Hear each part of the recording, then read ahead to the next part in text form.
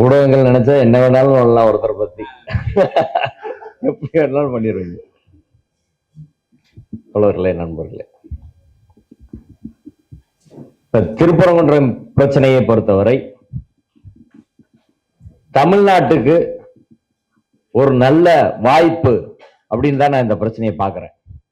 ஒரு பாசிட்டிவா, உத்தரப்பிரதேசத்துல நீ நினைச்சதை பண்ணிட்ட, கர்நாடகாவில் நீ நினைச்சதை பண்ணிட்ட, ஆனா தமிழ்நாட்டில் நீ நினைச்சதை ஒருபோதும் பண்ண விட மாட்டோம். இந்த சவாலை நாங்கள் நேருக்கு நேராக எதிர்கொள்கிறோம் அப்படின்றதா தமிழ்நாடு அவர்கள் கொடுக்கிற செய்தி இன்னைக்கு பாராளுமன்றம் வரை எதிரொலித்திருக்கிறது. இது நம்மளுக்கு ஒரு சேலஞ்சு தான், அது பாசிட்டிவான சேலஞ்சு தான். இப்படி வந்தா தான் தமிழ்நாடு சுறுசுறுப்பா இருக்கும். எங்கெங்க இருந்தோ போன் பண்ணி யாரோ வேலை பார்த்து அந்த ஆவணங்கள்லாம் எங்கெங்க இருந்த 4 தலைமுறைக்கு தோண்டி எடுத்த மாதிரி அத்தனை எடுத்து 82, 81 வக்கீல்லாம் பார்க்காத அத்தனை டாக்குமெண்ட்டும் சோசியல் மீடியாவில் வந்து எல்லா மக்களும் உலகம் முழுவதும் உள்ள தமிழர்கள் இல்லையா எல்லாரும் பேசுறாங்க. இப்ப இந்த தமிழ்நாட்டோட ஒரு 2000 வருஷ பாரம்பரியம், அதே போல மிக முக்கியமாக தமிழ்நாட்டுக்கு தந்தை பெரியாரால் கிடைத்த கல்வி, பெரியார் காமராஜரால் கிடைத்த கல்வி என்பது இன்னைக்கு நம்மளுக்கு அதுக்கு மிகப்பெரிய அளவு இந்த போராட்டத்தில் கை கொடுக்கிறது அப்படின்றது முக்கியமான விஷயம். கல்ஃப்ல இருந்து முந்தா நாள் ஒரு மீட்டிங், அங்க வேலை பார்க்குற அங்க இருக்கிறவங்க எல்லாரும் பேசுறாங்க, நம்ம பேசுறத விட அதிகமா பேசுறாங்க. அவ்வளவு விஷயங்களை உன்னிப்பாக தமிழ்நாட்டில் இருக்கவங்க கூட பார்க்காம விட்டுருவாங்க.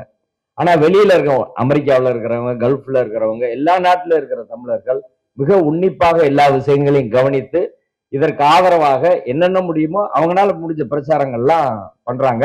அதுல அவர்கள் சொல்கிற ஒரு செய்தி என்பது தமிழ்நாடு யாருக்கும் தலை வணங்க கூடாது, பார்ப்பனியத்துக்கு ஒருபோதும் தமிழ்நாடு தலை வணங்க கூடாது, யார் தலை வணங்கினாலும் அவங்க ஓரமா தான் போயிடணும், எதிர்த்து நிற்பதுதான் சரியானது அப்படின்னு. அப்ப இந்த ஒரு வாய்ப்பாக எடுத்து தமிழ்நாடு என்றால் என்னவென்பதை பார்ப்பனிய சங் பரிவார் கூட்டத்திற்கு காட்டுவதற்கு ஒரு சரியான வாய்ப்பு என்ற முறையில் தான் நாம் செயல்பட்டு கொண்டு இருக்கிறோம். எல்லாம் இது கூட்டு உழைப்பு தான். என்னை போன்ற சிலர் வந்து தெரியலாம், நான் மதுரை மத நல்லிணக்க மக்கள் கூட்டமைப்பு என்ற அமைப்பை வைத்து சின்ன சின்ன அமைப்புகள் தான், அதுல ஒரு 30-35 அமைப்புகள் இருக்கும். எல்லா தோழர்களும் வந்து அன்றாட வேலைக்கு போயிட்டு அப்படி இருக்கக்கூடியவங்க தான்.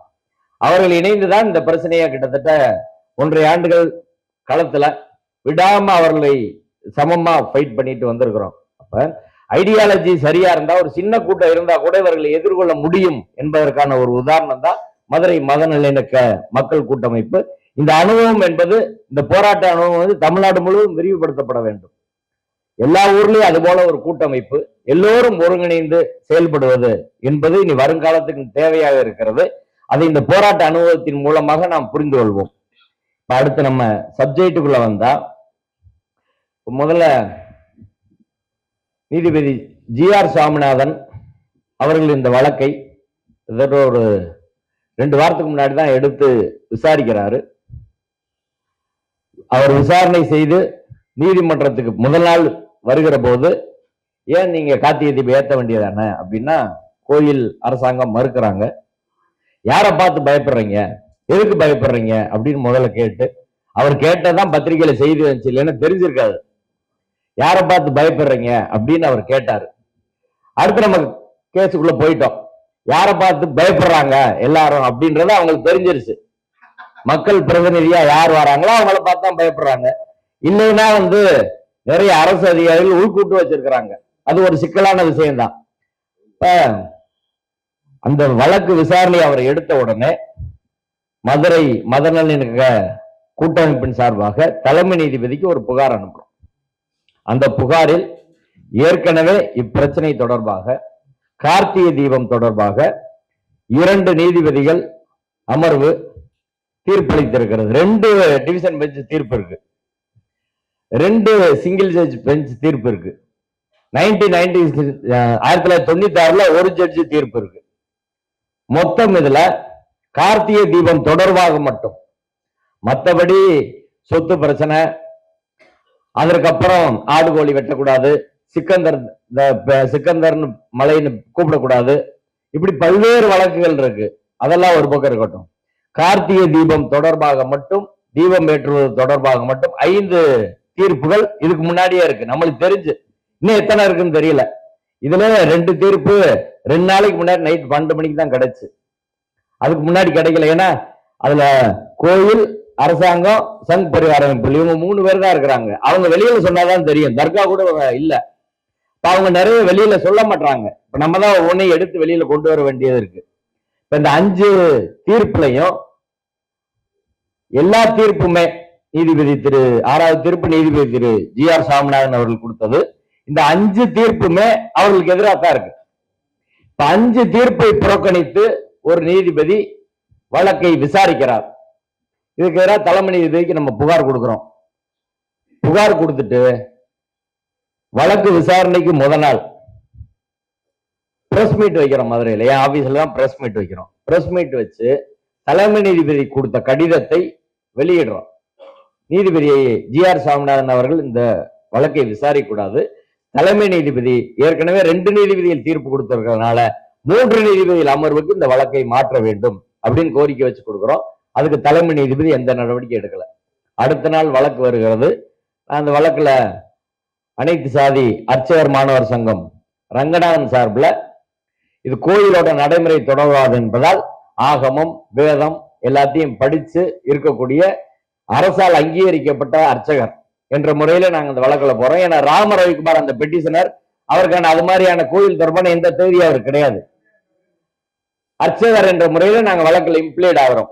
இம்ப்ளீட் ஆகி போய் பேசுற போது எல்லா ஆர்குமெண்ட்டையும் கேட்டு என்கிட்ட வராரு. என் மேல கண்டெம்ட் எடுத்த பிறகு இன்னைக்கு தான் நான் போறேன் கோர்ட்டுக்கு, அவர் கோர்ட்டுக்கு. நிறைய வக்கீல்கிட்ட கேட்டேன், நான் வரல, நீ வரல, நாங்க போக மாட்டோம் அப்படின்னு எல்லாருமே மறுத்துட்டாங்க. ஒரு நீதிமன்றத்தில் நிலைமை பாருங்க.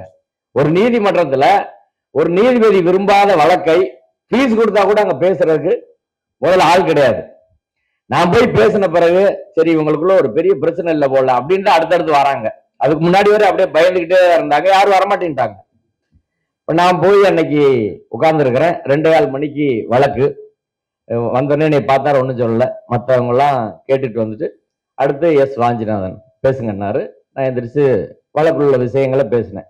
அதாவது இதுல அடிப்படையில ரெஸ் ஜுடிகேட்டா முன் தீர்ப்பு தடை, ஏற்கனவே இதே பொருள் கொண்ட வழக்கை நீதிமன்றம் எடுத்து ஒரு சிங்கிள் ஜட்ஜ் எடுத்து அதுல தீர்ப்பு சொல்லியிருந்தால் கூட இன்னொரு சிங்கிள் ஜட்ஜ் அதை விசாரிக்க முடியாது. நீங்க உங்களுக்கு அந்த தீர்ப்புல சந்தேகம் வருதுன்னா டிவிஷன் பெஞ்சுக்கு அனுப்பணும். அதை தலைமை நீதிபதிக்கு அனுப்பி அவர் தான் பெஞ்ச் முடிவு பண்ணணும். அது அதை சட்ட மொழியில் சொன்னால் கன்ஸ்ட்ரக்டிவ் ரெஸ் ஜுடிகேட்டா என்று சொல்வார்கள். கன்ஸ்ட்ரக்டிவ் ரெஸ் ஜுடிகேட்டா அப்படின்னா ஒரு வழக்கு ஏற்கனவே இப்ப கார்த்திகை தீபம் ஏற்றுவது தொடர்பாக, மலை உச்சியில் ஏற்றுவது தொடர்பாக ஒரு வழக்கு 1996 2014 போடப்படுது. 2014 சுப்பிரமணியன் ஒருத்தர் வழக்கு போடுறாரு. அவர் கோரிக்கை என்ன?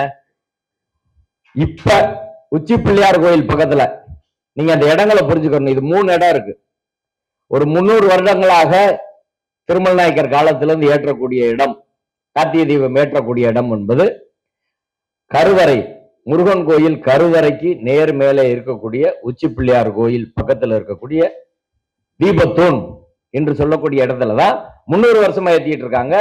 அதற்கான கல்வெட்டு இருக்கிறது, அந்த அதற்கான பதிவுகள் இருக்கிறது, சான்றுகள் இருக்கிறது. கோயில அதுதான் சொல்றாங்க, கோயிலோட ஸ்தானியர்கள் அதுதான் சொல்றாங்க, எல்லாரும் அதுதான் சொல்றாங்க. இன்னொரு இடம் இவங்க சொல்றது குதிரை சுனைன்னு ஒரு இடத்த கேட்கிறாங்க. அடுத்து தர்கா பக்கத்துலன்னு கேட்கிறாங்க.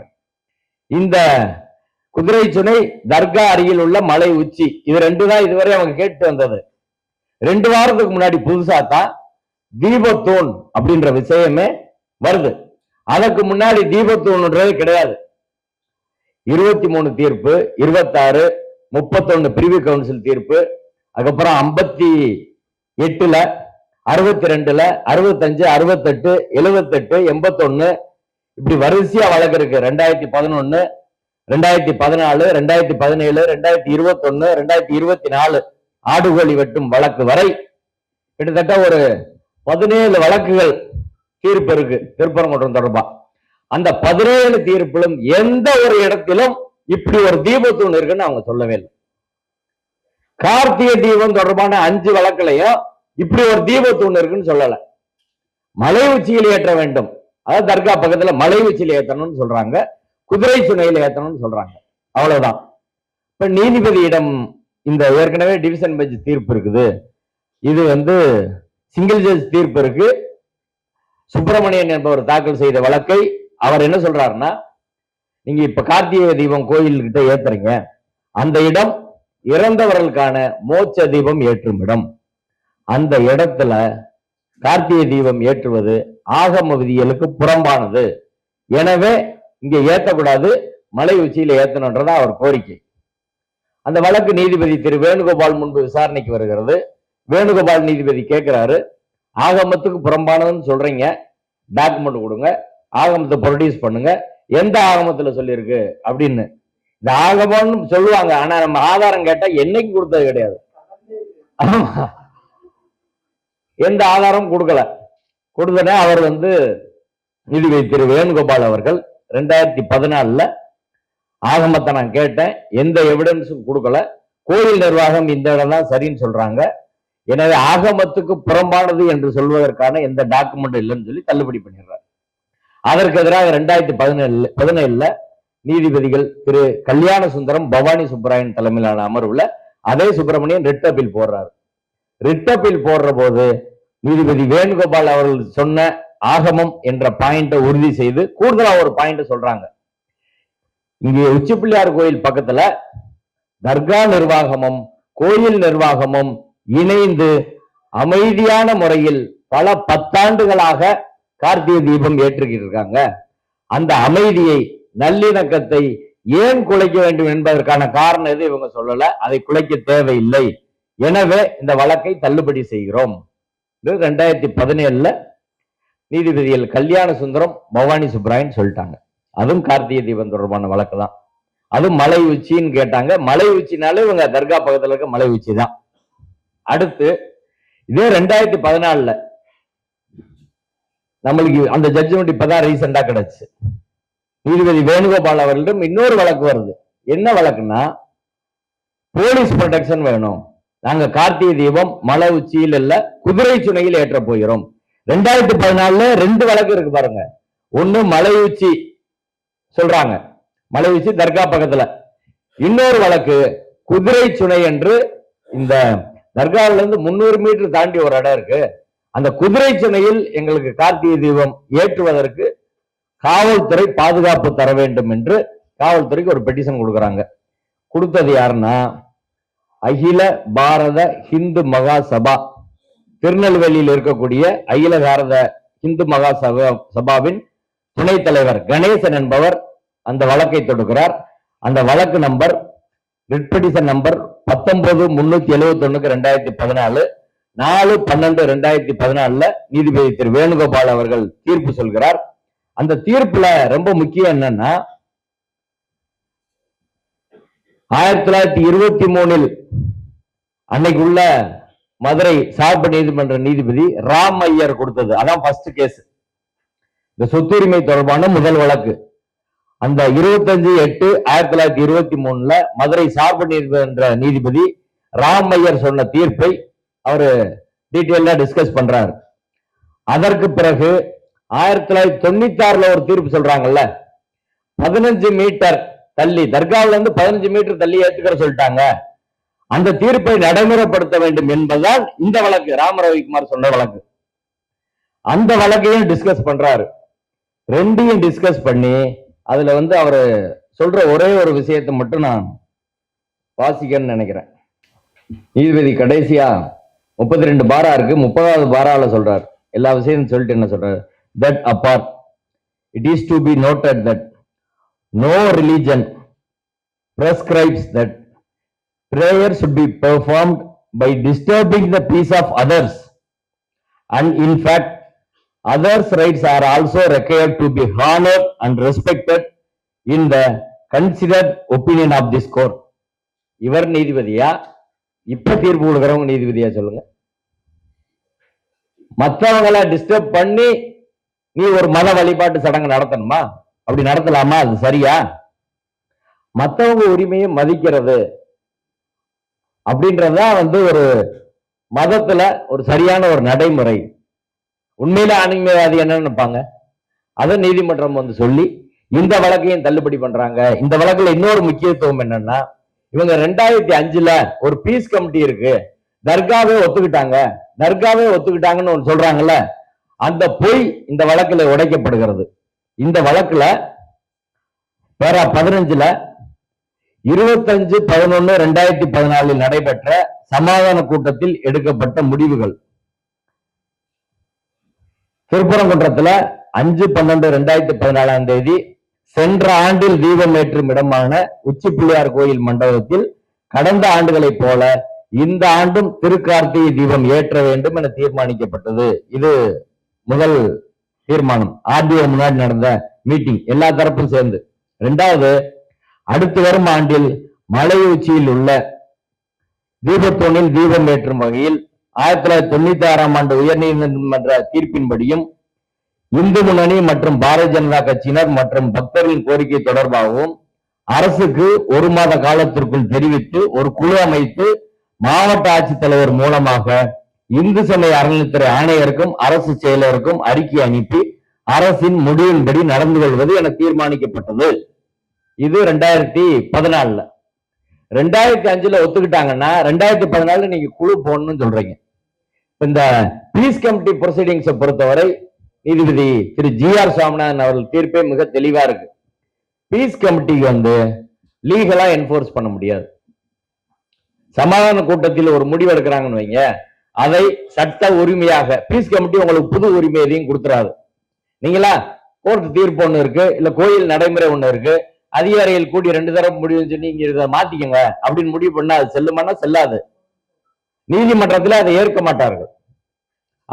அதுக்கு சட்ட ரீதியான அங்கீகாரம் கிடையாது. பார்ட்டியை விரும்பினா ஏத்துக்கலாம். நீங்க இந்த மீடியேஷன் அனுப்புவாங்க கோர்ட்ல, மீடியேஷன்ல பார்ட்டியை விரும்பினா மீடியேஷன் பண்ணிக்கலாம், ஹஸ்பண்ட் ஒய்ஃப் நீங்க போய் பேசி முடிச்சு சும்மா வாழுங்க அப்படின்னு. அவங்க விரும்பினா பண்ணலாம், இல்லைன்னா கேஸ் திரும்ப வந்து நடத்தலாம் அப்படின்றதான். அதே போலதான் இந்த சமாதான கூட்டம். அதனால 2005ல ஒரு 7 பேர் பிஜேபி இந்து முன்னணியை சேர்ந்தவர் கையெழுத்து போட்டிருக்காங்க.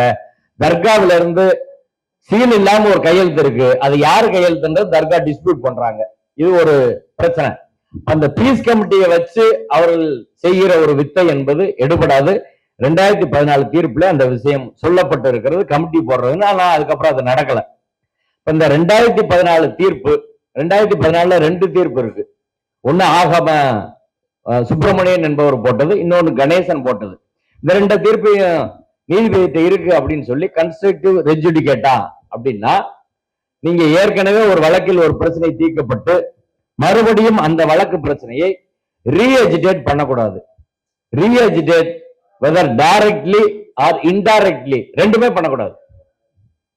ஒரு வழக்குல ரெஜுடிகேட்டனா முன் தீர்ப்பு தடை, ஏற்கனவே அந்த வழக்கு விசாரிக்கப்பட்டு தீர்மானிக்கப்பட்டு விட்டது. கன்ஸ்ட்ரக்டிவ் ரெஜுடிகேட்டனா என்னன்னா, அதுக்கு நீதிபதி ஜி.ஆர். சுவாமிநாதன் வேற ஒரு கேஸ்ல சொல்லியிருக்காரு.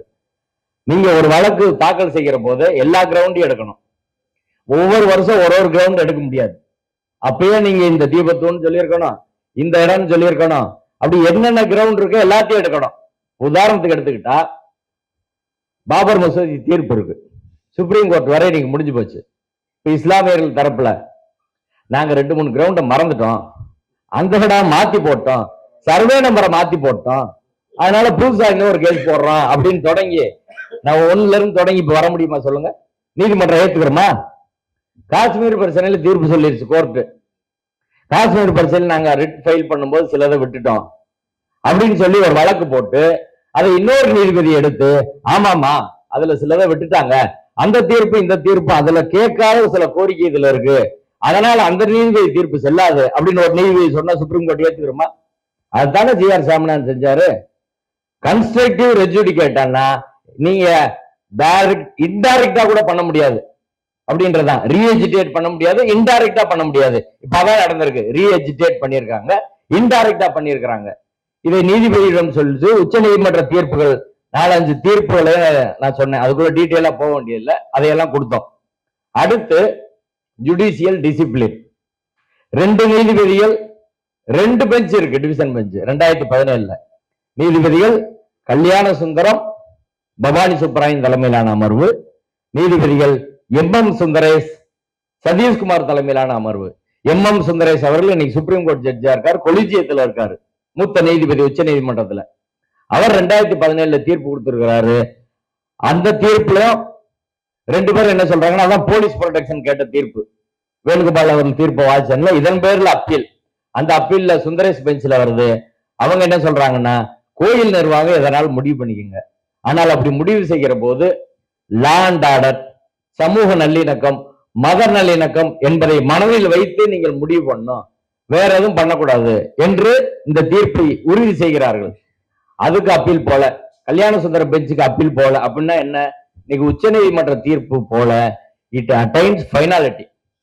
அது இறுதியாக தீர்ப்பு, நீங்க அப்பீலே போலன்னு வைங்க, இறுதி தீர்ப்பு அது. இன்னைக்கு உச்ச நீதிமன்ற தீர்ப்பு போலதான் அதை பார்க்கணும். இப்படி 5 தீர்ப்புகள் இருக்கு.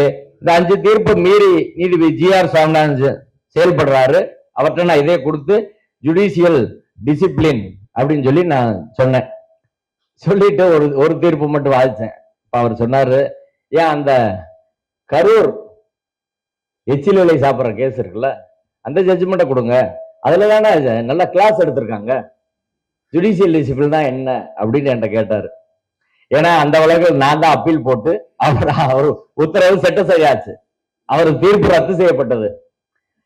நான் சொன்னேன், இல்ல டிவிஷன் பெஞ்ச் வேணாம், நான் சுப்ரீம் கோர்ட் ஜட்ஜ்மெண்ட்டே தரேன், ஒரு ஜட்ஜ்மெண்ட் படிச்சுட்டேன், மற்றதெல்லாம் படிச்சு உங்களுக்கு சங்கடத்தை உண்டாக்க விரும்பல, நான் கையில கொடுத்துறேன், நீங்களே சேம்பர்ல படிச்சுக்கங்க அப்படின்னு ஒரு 3 தீர்ப்பை கையில கொடுத்துட்டு அதுக்கப்புறம் மற்ற பாயிண்ட்ஸ் எல்லாம் பேசுறோம்.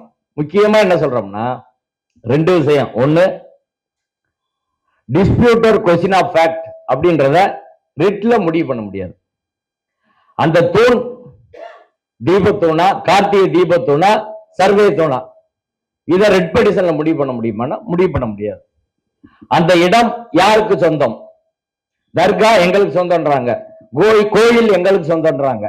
2021 தர்கா சார்பில் ஒரு வழக்கு போடுறாங்க. நீதிபதி திரு இளங்கோவன் முன்பாக அந்த வழக்கு விசாரணைக்கு வருகிறது. அந்த வழக்குல தர்காவை எங்களை மெயின்டைன் பண்றதுக்கு விடுங்க என்று சொல்லும் வழக்கில் இந்த பிரச்சனை எல்லை பிரச்சனை வருது. இப்போ கோயில் தரப்புல ஆஜரான வழக்கறிஞர் என்ன சொல்றாருன்னா, இது ரொம்ப காலமா இந்த பிரச்சனை இருக்கு, எனவே அரசாங்கம் ஒரு சர்வேரை நியமிச்சு அளந்து அவங்க எல்லையை குறிக்கணும். எல்லையை குறிக்கணும்னா எந்த எல்லையை குறிக்கிறது அப்படின்றது பிரச்சனை இருக்கு. 1923 நடந்த வழக்கு என்பது நெல்லித்தோப்பு என்ற ஒரு பகுதிக்கு மட்டும்தான். அந்த தீர்ப்புல நெல்லித்தோப்பு, அதில் உள்ள மண்டபம், தர்கா, கொடிமரம், தர்கா இருக்கக்கூடிய மொத்த மலை உச்சியும் தர்காவுக்கு சொந்தம். Whole top of the hill where dargah stands அப்படின்ற வார்த்தையே இருக்கு. மொத்த மலையும் சொந்தம் சொல்றாங்கல்ல, தர்கா இருக்க பகுதி, மீத பகுதி மலை கோயில் நிர்வாகத்துக்கு சொந்தம். இந்த மொத்த மலை தர்கா இருக்கிற பகுதி அப்படின்றது எல்லை எதுவரை பிரிக்கல, மலையில அவங்க எல்லையை பிரிச்சு வரையறுக்கல. 1962 ஒரு கமிஷனர் போட்டு நீதிமன்றத்தின் சார்பில் அளக்குறாங்க. அதுல நெல்லித்தோப்பை மட்டும் பிரிக்கிறாங்க, ஆனா மேல உள்ள மலைப்பகுதியை பிரிக்கல. இது 2021 அரசு கோயில் சார்பில் வந்த வழக்கறிஞர் நீதிமன்றத்தில் சொல்றாரு, எல்லையை பிரிச்சிடணும், அதான் சரியா இருக்கும் அப்படின்னு சொன்னோடனே தர்கா தரப்பு அதை ஒத்துக்கிறாங்க.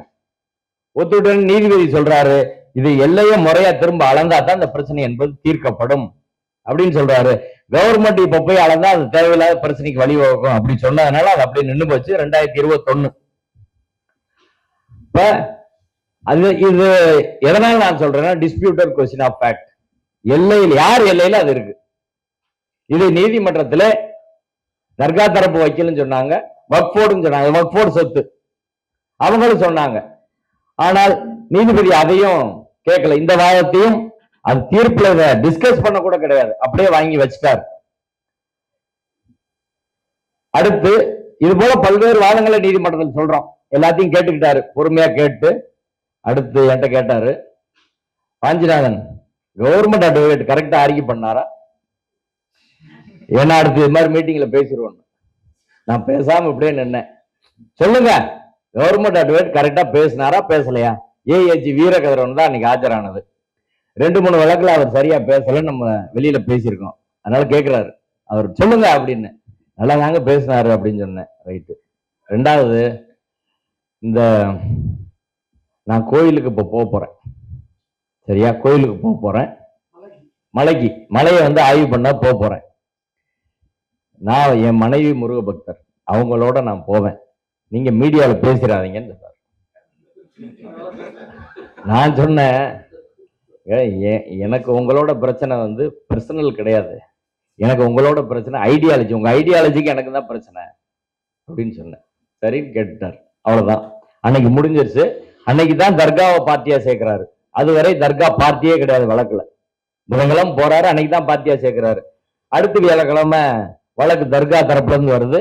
இது வக்ஃபோர்டு சொத்துன்னு சொல்றாங்க, எங்களுக்கு எந்த பேப்பர்ஸும் கிடைக்கல, எங்களுக்கு டைம் வேணுங்க, பதில் மனு போடுறதுக்கு டைம் வேணும்னு கேட்கிறாரு. முடியாதுன்றாரு. வியாழக்கிழமை நைட்டு ஈவினிங் 6 மணிக்கு மறுபடியும் வழக்கு இருக்கிறாரு.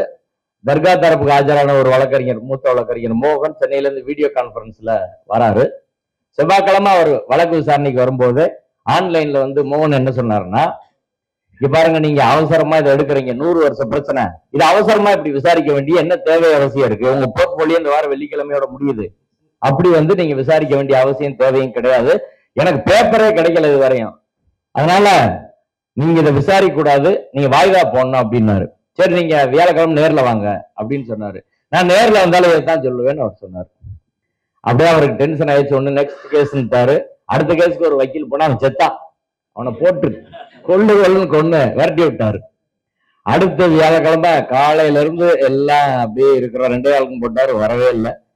சாயந்தரம் 6 மணி மூத்த வழக்கறிஞர் சண்முக சுந்தரம், மூத்த வழக்கறிஞர் மோகன் எல்லாம் ஆன்லைன்ல இருக்காங்க.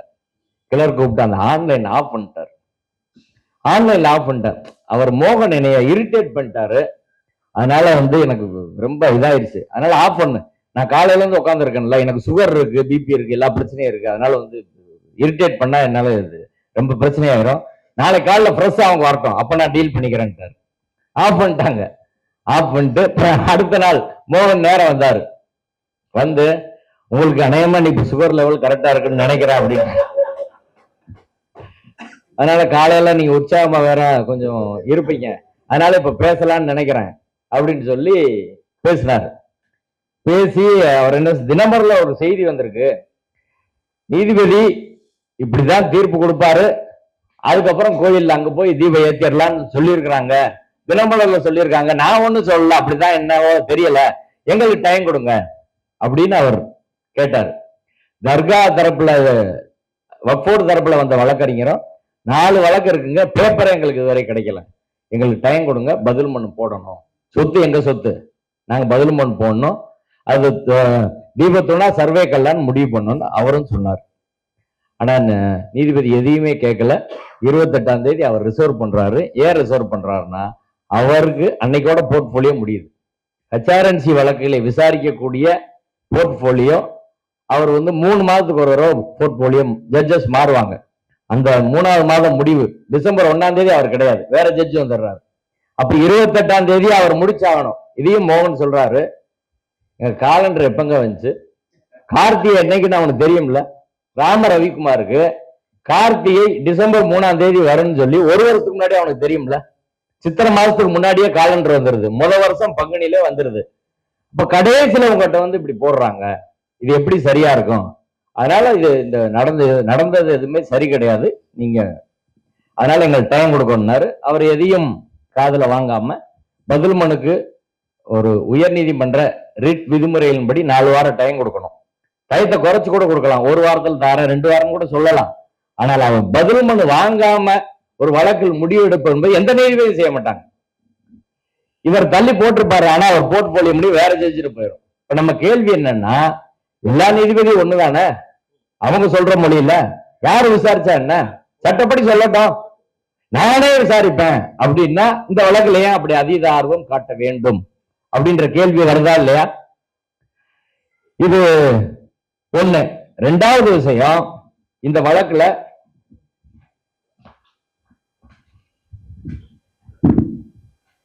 ராம ரவிக்குமார் தாக்கல் செய்த வழக்கு 28/10 அவர் மனு கொடுக்கிறார்.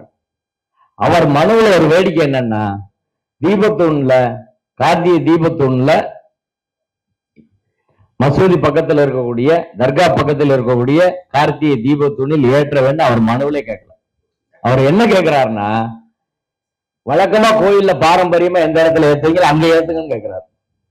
கோயில்ல இருந்து பதில் கொடுத்து, நாங்க பாரம்பரியமா உச்சி பிள்ளையார் கோயில் ஏத்துறோம், அங்கே ஏத்துறோம், உங்க கோரிக்கை ஏற்கப்பட்டதுன்னு சொல்லிட்டாங்க.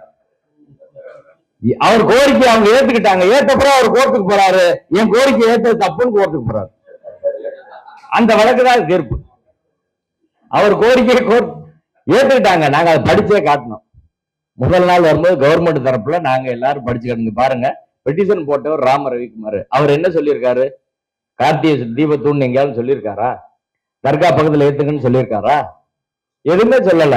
பாரம்பரியமா எந்த இடத்துலயும் அந்த இடத்துல ஏத்துங்க. இங்கிலீஷ்ல வேற இருக்கு, அவருக்கு இங்கிலீஷ் தெரியாது, யார் எழுதுனான்னு தெரியல. அப்போ ஒரு கேஸ கூட முறையா தயார் பண்ண அளவுக்குதான் வீக்கா இருக்கா RSS அப்படின்னு நம்மளுக்கு தெரியல. இதான் ஒரு பெட்டிஷன், பாரம்பரியமா ஏற்றும் இடத்துல. அப்ப கோயில் சொன்னா அவர் சொன்னதான் நாங்க செஞ்சிருக்கோம், இது எதுக்கு அவர் கோர்ட்டுக்கு வராரு அப்படின்னு கேட்டாங்க. அப்ப இப்படி ஒரு பிரச்சனை வந்து போச்சா, இது அப்பீல்னு போனா வெளியில வேற பேசுவாங்க அப்படின்னு என்ன பண்றாங்கன்னா, அரசு பாண்டின்னு ஒருத்தர் தயார் பண்ணி 17/11 ஒரு பெட்டிஷன் கொடுக்குறாங்க. கோயில் இந்த தர்கா பக்கத்துல ஏத்தணும் அப்படின்னு 17/11 ஒரு பெட்டிஷன் கொடுத்து 17/11 நீதிமன்றத்துல ஃபைல் பண்றாங்க. 17/11 இதெல்லாம் முதல் விசாரணைக்கு அப்புறம் அவர்கள் வழக்குல ஆமா HRNCக்கு பெட்டிஷன் கொடுத்துட்டு 17/11 அவர் ரிட் பெட்டிஷன் நம்பர் ஆகி அன்னைக்கே அவர் வந்து விசாரிக்கிறாரு. நீங்க எல்லாரும் கோர்ட்டுக்கு போயிருப்பீங்க, உங்களுக்கு நீங்க மனு கொடுத்த அன்னைக்கே நம்பரு, அன்னைக்கே விசாரணைக்கு யாருக்காலும் வந்திருக்குமா சொல்லுங்க. ரெண்டாவது, அவர் கொடுத்த மனு கோயிலுக்கே போய் சேரலங்க. கோயிலுக்கு போய் சேர்றதுக்கு முன்னாடி போஸ்ட் ஆபீஸ்ல இருந்து டெலிவரி ஆகிறதுக்கு முன்னாடி போட்டாங்க. 10 மணிக்கு ஹைகோர்ட் போஸ்ட் ஆபீஸ்ல அனுப்புவாங்க. அனுப்பிட்டு 10:30 மணி கோர்ட்ல உள்ள போட்டு ஜட்ஜிட்ட மென்ஷன் பண்ணி இன்னைக்கு நம்பர் பண்ண சொல்லுங்க அப்படின்னா இமிடியேட்டா நம்பர். இது மாதிரி விஷயம்ல உடனே நம்பர் அன்னைக்கே லிஸ்ட் ஆகி வந்துடும். யாருக்காவது இது நடக்குமா? வேற நீதிபதி என்ன செய்வாங்களா, நீங்க மனு போட்டு 1 மாசம் கழிச்சு தான் கோர்ட்டுக்கு வரணும், அதிகாரிக்கு போனோம், அதிகாரி அதை 1 மாசம் வச்சிருந்து முறையா பரிசீலிக்கல அப்படின்னா தான் நீங்க மேண்டாமஸ் கேட்டு வர முடியும். இந்த சாருக்கு நல்லா தெரியும்.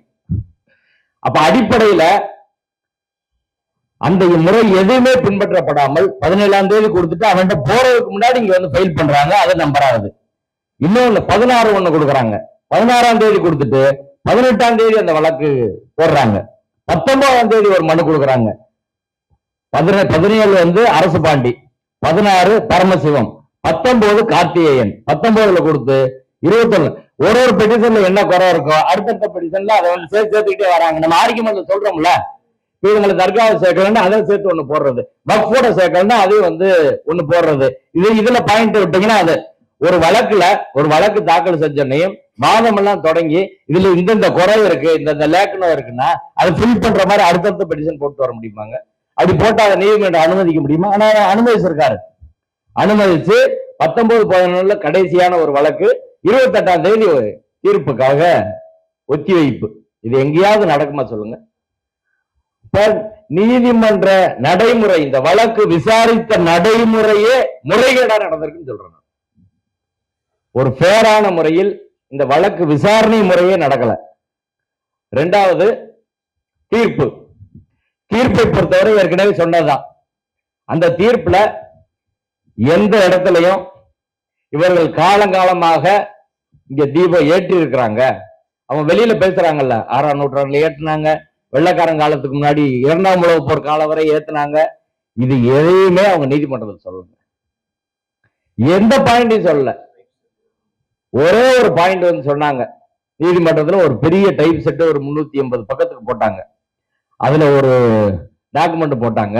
அந்த டாக்குமெண்ட் நமக்கு ஃபேவரண்டா. வழக்கறிஞர் ஆனந்தவல்லி அவர்கள் ஒன்னு தாக்கல் பண்ணாங்க. தீபத்தூண்னா என்ன அப்படின்னு தாக்கல் பண்ணாங்க. அந்த தீபத்தூண்னா என்னன்னா, உச்சி பிள்ளையார் கோயில் தீபத்தூணை அவங்க சரியா படிக்காம இந்த தீபத்தூணை பத்தி தான் அந்த புக்ல சொல்லியிருக்குன்னு வந்து போட்டாங்க. 1981 தொல்லியல் துறையால், தமிழ்நாடு அரசின் தொல்லியல் துறையால் வெளியிடப்பட்ட ஒரு புத்தகத்துல அந்த செய்தி இருக்கிறது.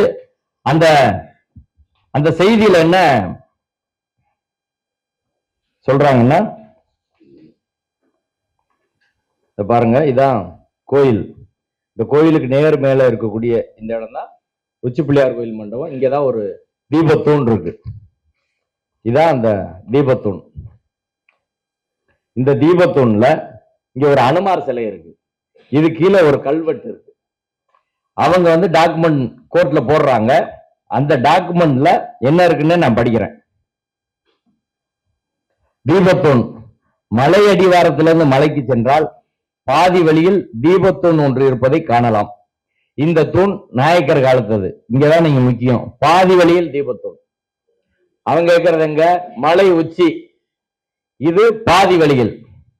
இரண்டாவது, இந்த தூண் நாயக்கர் காலத்தது. நாயக்கர் காலத்து கல்வெட்டும் தூணிலே எழுதப்பட்டு, அது கீழே கல்வெட்டு இருக்கு. கல்வெட்டுக்கு மேல் அனுமன் ஒரு கையை ஓங்கி கொண்டு முகத்தை இடது பக்கம் திருப்பி கொண்டிருப்பதாக சிற்பமும் உள்ளது. இத்தீபத்தூண் ஆண்டவனுடைய தலையின் உச்சியில் நாட்டப்பட்டு இருப்பதாகவும் இதில் புண்ணியவான்கள் அனைவரும் விளக்கேற்றலாம் என்று கல்வெட்டு குறிப்பிடுகிறது. நேற்று பாராளுமன்றத்தில் பேசின MP வெங்கடேசன் அவர்கள் புண்ணியவான்கள்லாம் இங்க விளக்கேற்றுறாங்க, அவங்களுக்கு புண்ணியம் வேணாம் போல, அதனால அங்க வேணுன்றாங்க, புண்ணியவான் அவங்க கட்சியில இல்லையான்னு தெரியலன்னு கேட்டார். அந்த கல்வெட்டுல ஆண்டவ சிற உச்சி மலையில் கம்பம் தீ நாட்டியதின் பேரில் சகல புண்ணியவான்களும் தீபம் போடலாம், சா சிவமயம் அப்படின்னு இருக்கு. இதை நீதிமன்றத்தில் நம்ம கொடுக்கல, அவங்க தான் கொடுத்தாங்க. அதுக்கப்புறம் நான் ஒரு PhD தீசிஸ் கொடுத்தேன் மதுரை காமராஜர் யூனிவர்சிட்டியில. நாகப்பான்னு ஒருத்தர் ஒரு PhD திருப்பரங்குன்றம் கோயிலை பத்தி பண்ணியிருக்காரு. பண்ண வருஷம் 1989. திருப்பதி கோயில இருந்து அவருக்கு நிதி உதவி பண்ணி அதன் பேர்ல பண்ணி மதுரை காமராஜ் யூனிவர்சிட்டியில PhD போட்டிருக்காங்க. இத அவங்க கொடுத்தனே அவங்க இதுல இப்படி சொல்லியிருக்கிறாங்க. இந்த அதுக்கு சப்போர்ட்டா இந்த PhD தீசிஸையும் கொடுக்குறேன்னு நான் இதை நீதிபதியிடம் வாய்ச்சி காட்டி நான் சொன்னேன். எந்த வருஷம் கேட்டாரு? 1989ங்க.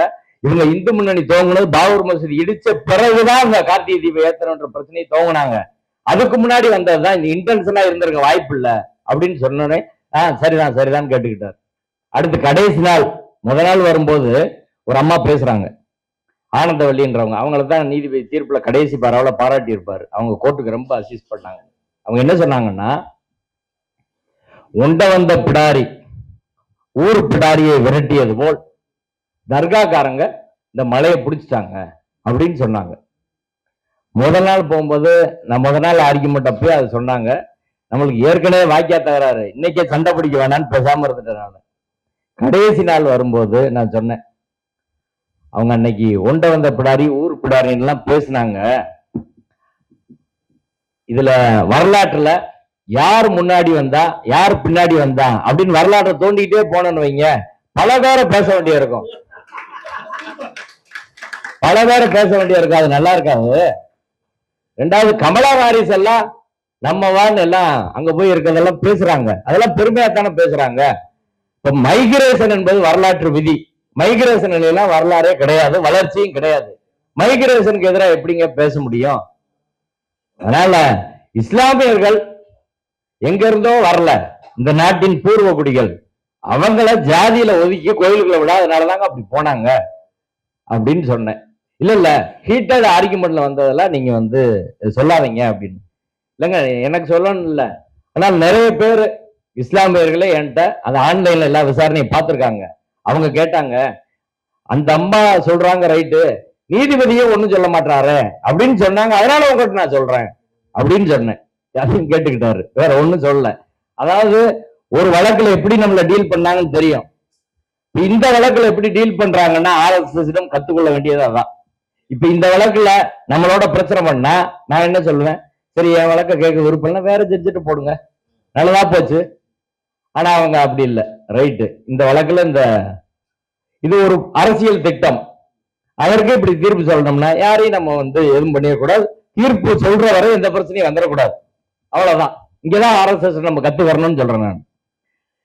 இப்படி கல்வெட்டு அப்படின்னு அவங்க கொடுத்தது அதான்.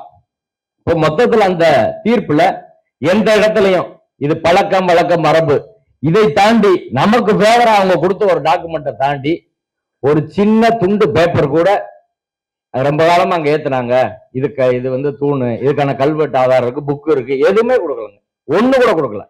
அதனால இவர் போறாரு கோர்ட்டுக்கு, கோர்ட்ல இருந்து அங்க போறாரு. அன்னைக்கு அந்த இவர் என்கிட்ட சொல்லி முடிச்சனையும் அவங்க ராம ரவிக்குமார் தரப்பு வழக்கறிஞர் அருண் சுவாமிநாதன் என்பவர் கேட்கிறாரு, லார்ட்ஷிப் நாங்களும் உங்களோட கோயிலுக்கு வரோம் அப்படின்னு அவர் சொல்றாரு. யாரு வர வேணாம், நான் மட்டும் தனியா போறேன். கவர்மெண்ட் அட்வொகேட் ஜேம்ஸ் நீங்க ரெடி பண்ணுங்க, பாதுகாப்பு எனக்கு ஏற்பாடு பண்ணுங்க, நான் வந்துடுறேன், யாரு வரக்கூடாதுன்னு சொன்னாரு. அடுத்த நாள் தர்காவுக்கு வந்த வழக்கறிஞர் பிரபுராஜதுரை என்ன சொன்னார்னா, எங்களை எல்லாம் கூப்பிடாம போனது தப்பு, எல்லா தரப்பு வக்கீலையும் கூப்பிடாம நீங்களா போயிட்டு வந்தா அது எதிர்ப்பு எப்படிங்க சட்டப்படி சரி, நீங்க பார்த்துட்டு வந்ததை நீங்க தீர்ப்புல எழுதுனீங்கன்னா நாங்க எப்படி பதில் சொல்ல முடியும்? கோர்ட்ல இருந்து ஒரு அட்வொகேட் கமிஷனர் போடுங்க, அவர் போய் பார்த்தாருன்னா நாங்கள் கூட போவோம், அவர் ரிப்போர்ட் போடுவார், நாங்க 2 பேரும் அப்ஜெக்ஷன் போடுவோம், அதுதான் முடிவு பண்ண முடியும். இது சிவில் கேஸ் கிடையாதுங்க, நீங்களா பார்த்து ஒண்ணு அப்படி எழுத முடியாது. அப்படி போனா கூட எல்லாரையும் கேட்டு போனோம். நீங்க போற அன்னைக்கு தர்கா அந்த வழக்கில் இல்லவே இல்லை, வக்ஃபோடு இல்ல, எப்படி எங்களுக்கு தகவல் சொல்லாம நீங்களா போறது சட்டப்படி எப்படி செல்லும் அப்படின்னு அவர் கேட்டாரு. அதனால தீர்ப்புல நான் போய் பார்த்தேன், அது தீபத்தூண் மாதிரி இருந்துச்சு, இப்படி வட்டமா இருந்துச்சு அப்படின்ற இதுதான் அவர் சொல்றாரு. அவ்வளவுதான் அதுல தீர்ப்புல, வேற ஒண்ணும் கிடையாது. அந்த தீபத்தூணை பத்தி அவர் சொல்றது அவர் என்ன சொல்றாரு, அதுல ஓப்பன் கால் கொடுத்தேன் நானு அப்படின்னு எழுதுறாருங்க. ஓப்பன் கால் கொடுத்தேன், வக்கீல்கள வராதது போல ஒரு நீதிபதி எல்லாரும் வாங்கன்னா யாராவது போகாம இருப்பாங்களா சொல்லுங்க? எல்லா தரப்பு வரணும்னா அவங்க கட்சிக்காரங்க போகலன்னா விடுவாங்களா? HRNC வக்கீல் இருக்காங்க, கலெக்டருக்கு வக்கீல் இருக்காங்க. அன்னைக்கு கூட தர்கா கிடையாது, நான் இருக்கிறேன் அர்ச்சகர் மாணவர் சங்கம் சார்பில், அந்த சைடு இருக்கிறாங்க ராம ரவிக்குமார் தரப்புல. நீதிபதி சொல்லி யாராவது போகாம இருப்பாங்களா? அது கோர்ட்ல இருந்து அவர் அப்படியே கிளம்புற, நாங்கள் சேர்ந்தானே போயிருப்போம். ஆனா நீதிமன்றத்தில் யாரும் வரக்கூடாது என்று சொல்லிவிட்டு, ஆனா தீர்ப்புல நான் ஓப்பன் கால் பண்ண யாரு வரலன்னு எழுதுறாரு. இது முழுக்க சிசிடிவில பதிவாயிருக்கு, நீதிமன்ற சிசிடிவில பதிவாயிருக்கு. ஆன்லைன்ல அன்னைக்கு பார்த்த அத்தனை பேரும் பார்த்திருக்கிறாங்க. ஆனால் அப்பட்டமாக ஒரு தீர்ப்பில் பொய் எழுத முடியுமான்னு எனக்கு தெரியல. இது எப்படி சரியா இருக்கும் அப்படின்னு. இதெல்லாம் தீர்ப்பு படிக்கிற ஒரு 10 வருஷம் 20 வருஷம் 50 வருஷம் கழிச்சு படிக்கிறவங்களுக்கு எப்படிங்க தெரியும்? யாருக்கும் தெரியாது. அப்போ ஒரு தவறான ஒரு பதிவை நீதிபதி இப்படி செஞ்சுட்டு போனா இது சுப்ரீம் கோர்ட்டுக்கு போய் முடிகிறப்ப இன்னும் ஒரு 15 வருஷம் ஆகும்.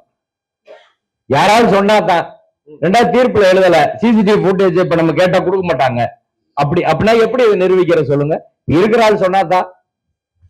இந்த விசாரணை முறை அப்படின்றது இதுல முழுக்க முழுக்க முறைகேடா நடந்திருக்குது அப்படின்னு தான் நான் சொல்றேன். அது clear case of article 21 violation. அதாவது இயற்கை நீதினு சொல்லுவாங்க. நீங்க கசாப்ப தூக்குல போட்டாலும் அவனுக்கு ஒரு டிஃபென்ஸ் வச்சு, கசாப்புன்றது நான் ஒரு உதாரணத்துக்கு சொல்றேன், அவர் பண்ணாரா இல்லையான்ற வேற, இவங்க இட்டு கட்டினாங்களான்றது வேற. யாரா இருந்தாலும் நீங்கள் சொன்ன யாரோ ஒரு தேசத்துக்கு எதிராக மிகப்பெரிய குற்றம் செய்த நபரா இருந்தாலும் கூட அவருக்கு முறையா சார்ஜ் பிரேம் பண்ணி அவருக்கு ஒரு கவுன்சில் வச்சு ட்ரையல் நடத்தி சாட்சி ஏற்றி அப்புறம் தானே முடிவு பண்ண முடியும். இப்ப தர்காவையும் வக்ஃபோடையும் கேட்காமலே, அதாவது இந்த நாட்டுல இஸ்லாமியர்ல கேட்க வேண்டியதில்லை போல, மற்றவங்க தான் கேட்கணும், இஸ்லாமியர்ல கேட்க வேண்டியதில்லைன்னு சொல்லி நீதிபதி அவர்கள் முடிவு செய்து தீர்ப்பு எழுதியிருக்கிறார். அந்த தீர்ப்புல எந்த இடத்துலயும் பழக்க வழக்கம்னே சொல்லல. அவர் எப்படி வராருன்னா, பழக்கம் வழக்கம் மரபுன்னா, இதுக்கு முன்னாடி ஆடு கோழி வெட்டுற பிரச்சனை வந்துச்சு. 3 நீதிபதிகள் 2 நீதிபதிகள் என்ன சொன்னாங்க, தர்கா தரப்புல இருந்து நாங்க 100 வருஷமா வெட்டிக்கிட்டு இருக்கோம்னா நீங்க 100 வருஷம் வெட்டுறீங்கன்னா 1920க்கு முன்னாடி உங்களுக்கு அந்த பழக்கம் இருந்துன்னு சிவில் கோர்ட்ல போய் நிரூபிச்சுக்கோங்க, இங்க டிஸ்பியூட்டட் கொஸ்டின் ஆஃப் ஃபேக்ட் எல்லாம் நாங்க இங்க பேச முடியாதுன்னு சொன்னாங்க. இந்த தீர்ப்பை நான் அவர்கிட்ட கொடுத்தேன். 3 நீதிபதிகள் இதே திருப்பரங்குன்ற மலை தொடர்பா தீர்ப்பு சொல்லியிருக்கிறாங்க.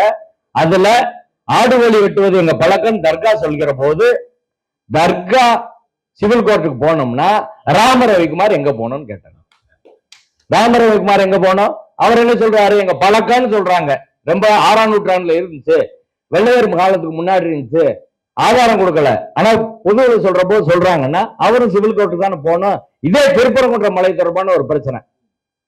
அடுத்து இன்னொன்னு முக்கியமான ஒரு விஷயம் என்னன்னா, இந்த பிரச்சனையில RSS பிஜேபி சங் பரிவார அமைப்புகள் அண்ணாமலை எல்லாரும் சொல்றது என்னன்னா, ஏன் தர்கா ஒண்ணும் பேசாம இருக்காங்க, முஸ்லீம்கள் பேசாம இருக்காங்க, மத்தவங்க எதுக்கு பேசுறீங்க? நாங்க தான் பேசுவோம். தர்காவுக்கு என்ன இதுல பிரச்சனை? இங்க பிரச்சனையே கோயில் நடைமுறை வெர்சஸ் சங் பரிவார அமைப்பு பிரச்சனை அங்கதான். கோயில் என்ன சொல்லுது? கோயிலோட தலைமை அர்ச்சகர் ராஜா பட்டர், திருப்பரங்குன்றம் கோயில் ராஜா பட்டரும் பிள்ளையார்பட்டி பிச்சை குருக்களும், இவங்க 2 பேர் தான் தமிழ்நாட்டில் ஆன்மீக தலைவர்கள். அவங்க சைட்ல HRNCக்கு அவங்க தான், எல்லாருக்கும் அவங்க தான். தமிழ்நாடு முழுக்க இருக்கிற பல ஆயிரம் கும்பாபிஷேகங்கள் பல கோடி ரூபாய் இவர்களுக்கு கொடுக்கப்பட்டு இவங்க தான் நடத்துறாங்க. எல்லாத்துக்கும் இவங்க தான் நேரம் குறிப்பாங்க. இதே நீதிபதி ஜிஆர்எஸ் அவர்கள் ஓபன் கோர்ட்ல ராஜா பட்டர் ஒண்ணு சொல்லிட்டாருன்னா அதான் பைனல், அதை யாரும் மீற முடியாதுன்னு சொல்லியிருக்காரு. நான் இதுல சொன்னேன், இதுல ராஜா பட்டர் ஒரு இன்டர்வியூ கொடுத்திருக்கிறாரு பிபிசி தமிழுக்கு. அதுல என்ன சொல்லியிருக்காருன்னா, கருவறைக்கு நேர் மேலே இருக்கக்கூடிய தீபத்தூண்ல ஒரே இடத்துலதான் ஏத்த முடியும். எல்லா கோயிலும் ஒரு இடத்துலதான் தீபம் ஏத்துறாங்க, 2 இடத்துல ஏத்துற வழக்கம் கிடையாது, அதுக்கு மாறா செய்ய முடியாது அப்படின்னு ராஜா பட்டர் சொல்லியிருக்காருங்க. ராஜா பட்டர் சொல்லியிருக்காரு. ராஜா பட்டர் சொன்னதை ராம ரவிக்குமார் மீற முடியுமா? ராஜா பட்டர் சொல்றது சரியா, ராம ரவிக்குமார் சொல்றத நீங்களே முடிவு பண்ணுங்கன்னு சிரிக்கிறார். இப்ப கோயில் ஒரு நடைமுறை சொல்லுது, கோயில் ஆகமப்படியோ எங்க பழக்க வழக்க மரபுப்படியோ நாங்க இப்படிதான் பண்ணுவோம் கோயில் சொல்லுது. கோயிலுக்கு முரணா சங் பரிவார அமைப்புகள் சொல்லுது. இப்ப என்ன பிரச்சனை ஆகி போச்சுன்னா, நம்மளுக்கு ஒரு சங்கடமான சூழ்நிலை. வருஷம் பூரா அந்த ஆகமத்தை எழுத்துட்டு இங்கிட்டு நின்று அதை அவங்களே சொல்லிட்டாங்க கோர்ட்ல. இப்பயாவது வாங்கினா அந்த ஆகமத்துக்கு ஆதரவா பேசுறாங்க.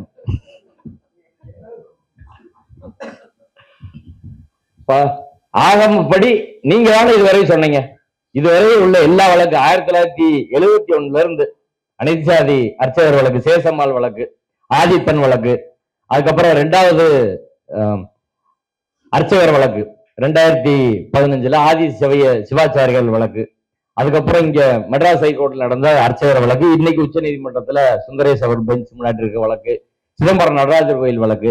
எல்லா வழக்குலையும் இவங்க சொன்னது என்னன்னா, ஆகமம், கோயில், பழக்கம், வழக்கம், மரபு.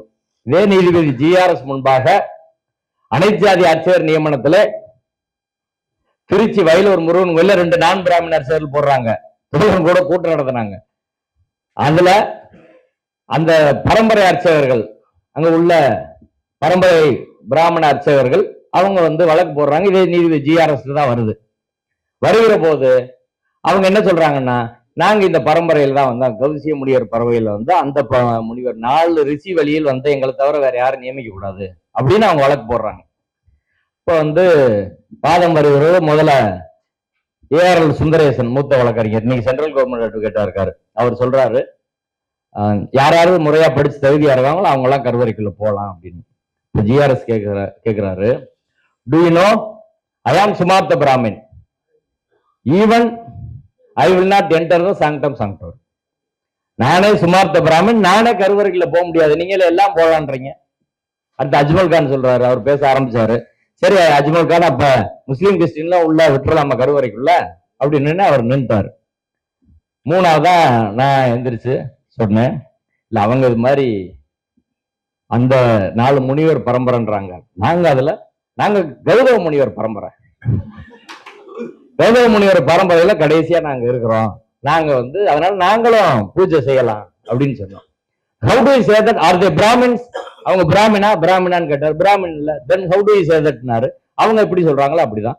அவங்க பரம்பரையா அவங்க அப்பா அம்மா எல்லாம் தாத்தா எல்லாம் மூதாதையர் சொல்லி இருக்கிறாங்க, எங்களுக்கு அப்படிதான் சொல்லி இருக்கிறாங்க, அவங்க எவிடன்ஸ் கொடுத்தா நாங்கள் எவிடன்ஸ் கொடுக்குறோம் அப்படின்னு. அவருக்கு பயங்கர கோபம் தாங்க முடியல. Are you going to withdraw or not? சொன்னேன். I will not withdraw. Then you will face the consequences. Yes, I am ready to face the consequences. பேசாமட்டாரு. அதுக்கப்புறம் கேஸ நடத்தணும். கேஸ நடத்தி உச்ச நீதிமன்ற தீர்ப்பு எல்லாம் கொடுத்து எல்லாம் பேசி முடிச்ச பிறகு ஆமா அப்படின்ட்டு வச்சுட்டு, அதுல என்ன நடந்துச்சுன்னா, அதுக்கப்புறம் ஒரு 3 மாசம் அந்த தீர்ப்பை சொல்லலங்க, சொல்லாம வச்சிருந்து. ஏன்னா அவர் தீர்ப்பு சொன்னா அடுத்த அப்பீல் போனா ஒரு பெஞ்ச் ஸ்டே கொடுத்துரும், உறுதியா கொடுக்கவே இல்லை. 3 மாசம் கழிச்சு தீர்ப்பு சொல்றாரு. அப்புறம் நம்ம பார்த்தோம், அடுத்த பெஞ்ச் சரியில்லை, நம்ம 3 மாசம் அப்பீல் போடல, அடுத்த வர்ற பெஞ்ச்ல போட்டு ஸ்டே வாங்கிட்டோம். இப்ப ஸ்டே பெண்டிங் இருக்கு. இப்படித்தான் கோர்ட் நடக்குது. நீங்க ஏதோ நம்பிக்கிட்டு இருக்கீங்கன்னு நினைக்கிறேன். அது அப்படி பெண்டிங் இருக்கு. அப்ப அதே போல இந்த வழக்கு, கரூர் வழக்கு எல்லாருக்கும் தெரிஞ்ச எச்சிலை வழக்குலயும் அதே போலதான் நடந்துச்சு. முதல் நாள் ஆர்டர் போட்டு அதை நடைமுறைப்படுத்த விட்டாரு. அப்புறம் நம்ம அப்பீல் போட்டு அந்த உத்தரவை செட்டசைட் பண்ணி நீதிபதி ஜிஆர் சுவாமிநாதன் அவர்கள் ஜுடிஷியல் டிசிப்ளின் இன்டிசிப்ளினா நடந்துகிட்டாருன்னு அதுல ஃபைண்டிங்ஸ் வாங்கி அந்த உத்தரவு என்பது ரத்து செய்யப்பட்டு உச்ச நீதிமன்றத்தில் அந்த வழக்கு நிலுவையில் இருக்கு, ஸ்டே கிடையாது. அதனால அந்த எச்சிலை சடங்கு தடை செய்யப்பட்டு இருக்கிறது. இப்ப இந்த வழக்குல வழக்கு விசாரணை நடந்த முறை, அடுத்த அந்த தீர்ப்பு, அந்த தீர்ப்புல கடைசியா அவர் சொல்றது என்னன்னா, இந்த பழக்க வழக்கம் இதெல்லாம் இருக்கட்டுங்க, அந்த சொத்து கோயிலுக்கு சொந்தம், அதனால தீபம் ஏத்துங்க. எங்க வந்துட்டாங்க பாருங்க. சொத்து கோயிலுக்கு சொந்தம் இல்லைன்னு கோயில் கோர்ட்டுக்கு வந்தாங்களா? யாராவது சொன்னாங்களா? எங்கேயாவது அந்த டிஸ்பியூட் இருக்கா? அவன் சொத்துக்காரங்க 2 பேரும் ஒண்ணும் சொல்லல. யாரோ ஒருத்தர் வழக்கு போடுறான், அது நீங்க இந்துக்கள் எல்லா சொத்தை நீங்க பாதுகாக்கணும்ல, அதனால அது கோயில் சொந்தமான சொத்து. சொத்து எப்படி கண்டுபிடிச்சாரு? ஏற்கனவே ஒரு நீதிபதி எல்லை அளக்கணும்னு சொல்லியிருக்காரு. அவங்க சொத்துன்னு எப்படி கண்டுபிடிச்சாருன்னா, அதை கண்டுபிடிச்ச முறையா இருக்கு. யாரும் அப்படி வந்து ஒரு கண்டுபிடிக்க முடியாது. கோர்ட்ல கேட்கிறாரு, யாராவது சொல்லுங்க, அன்னைக்கு யாரு வந்து கவர் பண்ணா? அன்னைக்கு அந்த தூணை யாரு கவர் பண்ணா? எல்லாரும் பேசாம இருக்கும். கோயில் அட்வொகேட்டை பார்த்து சொல்லுங்க, யார் கவர் பண்ணா? நாங்க தானே கவர் பண்ணோம். அப்ப சொத்து உங்களுக்கு தான் சொந்தம். இப்படிதான் கண்டுபிடிச்சாரு. சரி, தர்காவு காம்பவுண்ட் இருக்கா? கவர் பண்ணான்னா அந்த இப்ப இந்த சர்வே கல் சொல்றாங்கல்ல, அதை சுத்தி வந்து 4-5 கட்டையில வச்சு அடக்கி போலீஸ் பாதுகாப்புன்னு நிக்கிறாங்க. போலீஸ் பாதுகாப்பு நிக்கிறதா அவர் கேட்கிறாரு. சுத்தி கட்டையெல்லாம் வச்சு யாரு வந்து இது பண்ணது அப்படின்னா, கோயில் சொல்றாங்க நாங்க தான். தர்காவுக்குலாம் அந்த பக்கமே விடல. போலீஸ் பாதுகாப்பு போட்டு ஏதாவது பிரச்சனை விட மாட்டாங்க. அதனால அவங்க 4 கட்டை அடிக்க வச்சதை கேட்டு, அப்ப நீங்க தானே எடுக்கிறீங்க, நீங்க தான் அதுக்கு ஓனர் அப்படின்றாரு. அடுத்து கேட்கிறாரு, தர்காவு காம்பவுண்ட் இருக்கா? ஆமா. போலீஸ் சொல்றாரு, அங்க ஒரு எஸ்ஐ வந்திருந்தாரு, காம்பவுண்ட் இருக்குங்க. அந்த காம்பவுண்ட்ல இருந்து அந்த தூண் எவ்வளவு தூரத்துல இருக்கு? ஒரு 40-50 மீட்டர் இருக்குங்க. அப்புறம் என்ன, 15 தானே சொல்லியிருக்காங்க. அப்ப ரைட்டு, ஓகே போதும். இதை 2 வச்சு 15 மீட்டருக்கு அப்பான்னு சொல்லியிருக்கு. கோயில் கவர் பண்ணியிருக்காங்க, அவங்களுக்கு சொந்தமான சொத்து. இதான் தீர்ப்பு. அப்ப இந்த தீர்ப்பை நீங்க படிச்சீங்கன்னா, இது தீர்ப்பல்ல, நீதிபதியோட ஒப்பீனியன் தெரியும். நீதிபதிகள் தீர்ப்பு கொடுக்கலாம், ஒப்பீனியன் கொடுக்க முடியுமா சொல்லுங்க? எங்காவது நீதிபதிகள் ஒப்பீனியன் கொடுக்க முடியுமா? பாபர் மசூதி வழக்குல ஒப்பீனியன் தான் கொடுக்குறாங்க, தீர்ப்பு கிடையாது. இதே வார்த்தையை எந்த வழக்குல சொல்லியிருக்காங்க? கரூர் எச்சில் நிலை வழக்குல 2 நீதிபதிகள் சொல்லியிருக்கிறாங்க. அதை நாங்க தீர்ப்புன்னு சொல்லப்படுறோம், அதை நாங்க முழுசா படிச்சோம். அது தீர்ப்பு கிடையாது, ஜஸ்ட் ஒப்பீனியன். நீதிபதியோட ஒப்பீனியன்.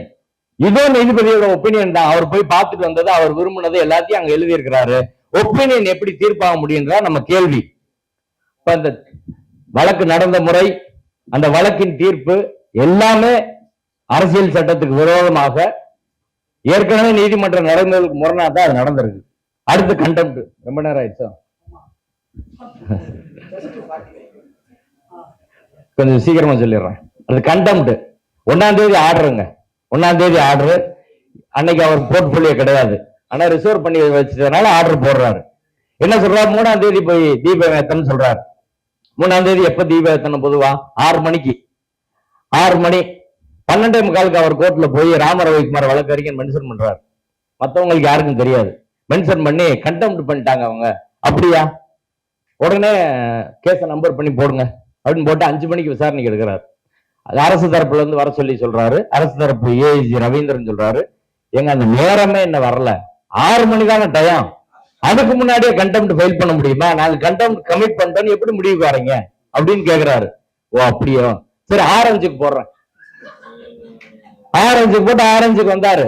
ரவிக்குமாரை மட்டும் கேட்டாரு. கேட்டு என்ன அவங்க ஏற்பாடு பண்ணல, அங்க ஏத்திட்டாங்க, இங்க ஏத்தலையா, ரைட், கடன்னு சொல்லி உடனே ஆர்டர் சொல்லி சிஎஸ்எஃப் போலீஸை கூப்பிட்டு நீங்க போங்க அப்படின்னு. அதுக்கு முன்னாடி பிஜேபிக்காரன் அங்க 200-300 ரூபாய் திரண்டு அங்க பெரிய சண்டை உருவாக்கி போலீஸ் அடிச்சு மண்டை உடைச்சிட்டான். அப்ப அங்க கலவரம் வந்ததுனால 141 போட்டாங்க. 141 போட்ட சூழ்நிலை இவங்க போறாங்க. 141 இருக்கு, கலவரம் சொல்லுவதற்கு நாங்க பண்ண முடியாது அப்படின்னு சொல்லிட்டாங்க. சொல்ல முடியாதுன்னு அடுத்த அன்னைக்கு திரும்பி வந்துட்டாங்க. அடுத்த நாள் திரும்ப நீதிமன்றத்துக்கு வருது. திரும்ப வர்ற போது 141 போட்டீங்களோ? ஓ ரைட்டு, இங்க வாங்க. யாரு? கலெக்டரா? கலெக்டர் 140 போறான். 144 நீங்க அப்படி போட முடியாது, கடன்னு கூப்பிட்டு 144 ரத்து பண்றேன். இன்னைக்கு கமிஷனர் மறுபடியும் போய் ஏத்துங்க. அடுத்து 3ஆம் தேதி ஒரு உத்தரவு, 4ஆம் தேதி ஒரு உத்தரவு, அடுத்து 5ஆம் தேதி திரும்ப வழக்கு போட்டு ரிப்போர்ட் பண்ணுங்கன்னு இப்படி இந்த கண்டெம்ட்ல உத்தரவு போட்டாரு. கடைசியா நேற்றைய தினம் கண்டெம்ட்ல இன்னொரு உத்தரவு போட்டிருக்கிறாரு. அந்த உத்தரவில் என்ன சொல்றாருன்னா, யூனியன் ஹோம் செக்ரட்டரியை பாத்தியா சேர்த்திருக்காரு. 2வது ADGP law and order, chief secretary 2 பேரும் 17ஆம் தேதி காணொலி காட்சியில முன்னாடி ஆஜராகணும். கன்னியாகுமரி மாவட்ட கலெக்டர் எஸ்பி உத்தரவு அமல்படுத்தல, திண்டுக்கல் மாவட்ட கலெக்டர் எஸ்பி உத்தரவு அமல்படுத்தல. எல்லாம் கார்த்திகை தீபம், கோயில் பிரச்சனை, சர்ச்சு, முஸ்லீம், மசூதி இப்படி தொடர்பான 3 வழக்கு எல்லாத்தையும் போட்டு இதெல்லாம் அவங்க செய்யல. அதனால நீங்கள் ரிப்போர்ட் பண்ணுங்க, யூனியன் கவர்மெண்ட் நான் ரிப்போர்ட் கேட்பேன். அது அவரை எப்படி சேர்க்கிறாரு? At the request of the petitioner wants to implead union home secretary. அவங்க தரப்பு வைக்கல் பிஜேபி வைக்கல் விரும்புறாரு, அதனால சேர்த்துட்டு போவோமே. பிஜேபி வைக்கல் நாளைக்கு ட்ரம்ப் சேர்க்கணும்னு சொன்னா சேர்த்துருவாரா? ஒரு வழக்குல யார் பார்ட்டி, லேண்ட் ஆர்டர் யாரோட பொறுப்பு? ஒரு ஸ்டேட்டோட சப்ஜெக்ட் இல்லையா? யூனியன் கவர்மெண்ட்டுக்கு இந்த பிரச்சனைக்கு என்ன சம்பந்தம்? மற்ற வழக்குல கலெக்டரும் இவங்கெல்லாம் கமிஷனர் பார்ட்டியே கிடையாது. அந்த 3ஆம் தேதி உத்தரவு அப்படின்றது எப்படி முறைகேடானது? ஏற்கனவே உத்தரவு என்ன போடுறாரு? கோயில் நிர்வாகம் அங்க தர்கா பக்கத்துல விளக்கேற்றுங்கன்னு சொல்றாரு கோயில் நிர்வாகம். 3ஆம் தேதி என்ன சொல்றாருன்னா, ரைட் அவங்க ஏத்தலையா, ராமரவிக்குமார் ஏத்த விடு, ராமரவிக்குமார் ஏத்தட்டும், சிஎஸ்எஃப் போலீஸை கூட்டு போங்க. ரிட் பெட்டிஷன்ல ஒரு பிரேயர் ஒரு ஆர்டர் போட்டா அதற்கு மாறா உத்தரவு போடணும்னா ரிட் அப்பீல் தான் போடணும். எங்களை ஏத்துறதுக்கு ஜிஆர்எஸ் உத்தரவு போடலங்க, கோயில மட்டும் தான் சொன்னாரு. நாங்க 2 பிரேயர் கேட்டோம், ரிட் அப்பீல் தானே போனோம். ரிட் கண்டெம்ட் ஆஃப் கோர்ட்ல நீதிமன்ற அவமதிப்பு சட்டம் தனியா இருக்கு. அந்த சட்டத்துக்கு உட்பட்டு தான் ஒரு நீதிபதி செயல்படணும். நீதிமன்ற அவமதிப்பு சட்டத்துல உத்தரவை அமல்படுத்தல. இது மாதிரி பல ஆயிரக்கணக்கான உத்தரவு அமல்படுத்தாம இருக்கு. ஜிஆர்எஸ் போட்ட உத்தரவே ஒரு 5000 உத்தரவு அமல்படுத்தாம, 1000 10,000 உத்தரவு அமல்படுத்தாம தான் இருக்கு. அவர் 1 லட்சத்துக்கு மேல உத்தரவு போட்டிருக்கா, அவர் தான் ரிப்போர்ட் கார்டு ஒவ்வொரு வருஷம் போடுவாரு. அதுல ஒரு 10,000 கேஸ் அமல்படுத்தாம தான் இருக்கும். அந்த 10,000 கேஸ்ல எந்த கேஸுக்கும் இந்த அட்ரஸ் காட்டல. அதுக்கு சாமானியனுக்கு ஒரு பட்டா கொடுக்கறது, பென்ஷன் கொடுக்கறது, இதெல்லாம் அதிகாரி மறுக்கிறது. ஒரு வீட்டை தப்பா அடிச்சிருப்பான், இதுக்கெல்லாம் சிஎஸ்எஃப் போலீஸ் அனுப்பி இவனுக்கு இந்த தீர்ப்பை நடைமுறைப்படுத்து அப்படின்னு சொல்லாத நீதிபதி இந்த ஒரு வழக்கில் மட்டும் அப்படி செய்ய முடியுமா? கண்டெம்ட் ஜூரிஸ்டிக்ஷனை ரிட்டோட ஸ்கோப்பை விரிவாக்கி உத்தரவு போட முடியுமா சொல்லுங்க? போடவே முடியாது. ரிட் பெட்டிஷன்ல ஒரு தீர்ப்பு சொல்லிட்டா தீர்ப்பு அடுத்த அப்பீல்ல தாங்க அதை நீங்க மாத்த முடியும். இவர் ரிட் பெட்டிஷன்ல சொன்ன தீர்ப்பை கண்டெம்ட்ல உட்காந்து அடுத்து மாத்துறாரு. அடுத்து வரும்போது என்ன மாத்த போறான்னு தெரியல. அந்த கண்டெம்ட்ல அடுத்து கலெக்டர் 141 போட்டாரா, கலெக்டர் 141 குவாஸ் பண்ணிட்டு கலெக்டரே பார்ட்டியா சேர்த்து அவருக்கு கண்டெம்ட் நோட்டீஸ். பொதுவா வழக்குல என்ன செய்வாங்க, ஒரு நீதி நாங்க ஒரு தீர்ப்பு வாங்குறோம், அந்த தீர்ப்பு அரசாங்கத்துக்கு அனுப்புவோம். அனுப்பிட்டு அவங்க குறிப்பிட்ட பீரியட் 4 வாரம் 6 வாரம் சொல்லுவாங்க. அதுக்குள்ள செய்யலைன்னா நாங்க அதுக்கப்புறம் நோட்டீஸ் அனுப்புவோம், லீகல் நோட்டீஸ் அனுப்புவோம், கண்டெம்ட் நோட்டீஸ். நீ வில்ஃபுல்லா இப்படி பண்ற சொல்லிட்டு அதுக்கு பண்ண மாட்டான். அதுக்கப்புறம் நாங்க நீதிமன்றத்துல ஃபைல் பண்ணோம். ஃபைல் பண்ண ஒரு 2-3 நாள் கழிச்சு விசாரணைக்கு வரும். விசாரணைக்கு வரும்போது கேட்பாங்க, கேட்டா அவங்க அப்பீல் ஃபைல் பண்ணிருக்கோம் அப்படின்னு சொல்லுவாங்க. சொன்னா 4 வாரம் 6 வாரம் கழிச்சு போட்டுருவாங்க. அப்பீல் முடிஞ்ச பிறகு பேசிக்கலாம். இதுதான் கோர்ட்டு வழக்கமான நடைமுறை. இதுல 3ஆம் தேதியே சொல்லிட்டாங்க நாங்க அப்பீல் ஃபைல் பண்ணிட்டோம். அந்த வழக்கமான முறை மீறப்படுகிறது. அடுத்து ஒரு அப்பீல் போட்டிருக்கோம்னா முடிச்சிடணும். அதுக்கப்புறம் பிரச்சனை சுப்ரீம் கோர்ட் வரை போயிடுச்சு, அதே நீதிபதி விடுவதாக இல்லை. இது மாதிரி எந்த நீதிபதியும் தமிழ்நாட்டு நீதித்துறையில அப்பீல் பெண்டிங் இருக்குன்னா யாருமே எடுக்க மாட்டாங்க, பெரும்பாலும் எடுக்கவே மாட்டாங்க. எல்லாருக்கும் அது தெரிஞ்ச நடைமுறை தான். அடுத்து இதுல சிஎஸ்எஃப் அனுப்புறாருங்க. சிஎஸ்எஃப் எதுக்கு வந்துச்சு? உயர்நீதிமன்ற பாதுகாப்புக்கு. அதுக்கு மத்திய தொழில் பாதுகாப்பு படை சட்டம் இருக்கு. அந்த சட்டத்துல பாதுகாப்புக்கு மட்டும்தான் அவங்களை பயன்படுத்தணும் இருக்கு. ஒரு சட்டத்தில் என்ன நோக்கத்திற்காக ஒரு படை உருவாக்கப்படுது அதுதான் பயன்படுத்துறோம். நீதிபதி வேற வேலைக்கு பயன்படுத்த முடியுமா? ஹைகோர்ட் முன்னாடி ஒரு கொலை நடக்குது, சிஎஸ்எஃப் போலீஸ் இப்படின்னு சொல்ல முடியுமா? மதுரை அண்ணாநகர் இன்ஸ்பெக்டர் ஒரு கேஸை சரியா விசாரிக்கல, அதனால நான் சிஎஸ்எஃப் அனுப்புறேன் அப்படி சொல்ல முடியுமா? 2 பேர் பாதுகாவலுக்கு தமிழ்நாடு அரசு 2 போலீஸ ஜட்ஜு கொடுத்திருப்பாங்க, இவங்க செய்யல, இவங்களை போய் அனுப்புறேன்னு சொல்ல முடியுமாங்க? யாருக்கு என்ன வேலையை அதுதான் செய்ய முடியும்? போலீஸ் டிபார்ட்மெண்ட் வேலையை மருத்துவத்துறையை செய்ய முடியுமா? ஒரு ஆசிரியர் வேலையை சர்வே டிபார்ட்மெண்ட் செய்ய முடியுமா? ஆனா தமிழ்நாடு போலீஸ் செய்ய வேண்டிய வேலை, அது அரசியல் சட்டத்துல செப்பரேஷன் ஆஃப் பவர் எக்ஸிகியூஷன் வேலை கவர்மெண்ட் ஸ்டேட்டுக்கு, நீதிமன்றத்துக்கு தனி படையா இருக்கு. ஏன் அரசியல் சட்டத்தை உருவாக்கும் போது அதை அப்படி வச்சாங்க? அதைத்தானே ஃபாலோ பண்ண, அதுலதான் அவர் உறுதிமொழி எடுத்திருக்காரு.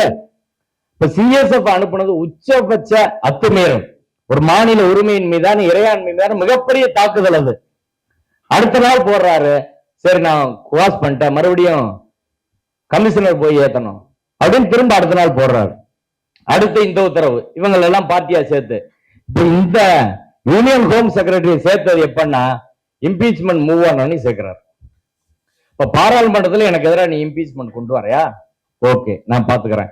இந்த மாநிலத்துல சட்டம் ஒழுங்கு சரி கிடையாது, கான்ஸ்டியூஷன் மெஷினரி செயல் எழுந்துருச்சு நான் சொல்ல போறேன். அதுக்கு சென்ட்ரல் கவர்மெண்ட்ல இருந்து ரிப்போர்ட்டை வாங்குவேன். ரிப்போர்ட்டை வாங்கி உங்களை நெருக்கடி பண்ணுவேன். இப்படி செய்ய முடியுமா? இடி அப்படி வேலை செய்யுது, சிபிஐ அப்படி வேலை செய்யுது, எலெக்ஷன் கமிஷன் அப்படி வேலை செய்யுது, கோர்ட் அப்படி வேலை செய்யுது. நான் சொல்லல, நீதிபதி ஹரிபிரதாம் காலில் சொன்னாரு, நம்ம சொல்லக்கூடாது. நீதிபதி இதுக்குள்ள சொல்லிக்கலாம், அவர் மேல வேணா கண்டெப்ட் எடுக்கட்டும். நான் சொல்லல. அப்படி மக்கள் நம்புவாங்களா நம்ப மாட்டாங்களா சொல்லுங்க? இப்போ என்ன, ஒரு தேர்தல் நேரத்துல ஒரு தேர்ந்தெடுக்கப்பட்ட அரசாங்கத்திற்கு நீதிமன்றம் மூலமா நெருக்கடி தரலாமா? பிஜேபி நீதிமன்றம் மூலமா நெருக்கடி தந்தா நீதிமன்றம் அதுக்கு பலியாகலாமா அப்படின்றதுதான் நாம கேட்கிற விஷயம்.